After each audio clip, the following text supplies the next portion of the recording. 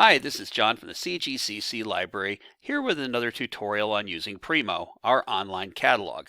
Today's feature is the virtual browse. What this does is it allows you to see what other books are on the shelf next to a book that you are interested in, and it's great for when you cannot come into the library. So to utilize this feature, first you go into the Primo search box and type in your subject. Let's say I want to learn how to play guitar. So I'll just type in guitar, and then I'll click Library Catalog. This will ensure that I get items that are available in the physical collection. So if I'm looking to learn how to play guitar, a complete guide for absolute beginners. Certainly sounds good. Turns out it is available. It says so down here, and it's available in our circulating collection, and here's the call number. So the virtual browse, what is that? How do you access that?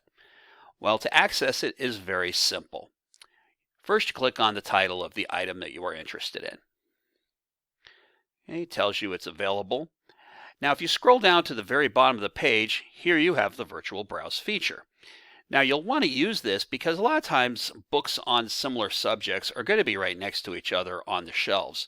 So here, if I'm looking to learn how to play, we have How to Play Guitar, a complete guide for absolute beginners, Guitar for Dummies, and Guitar Scales Handbook.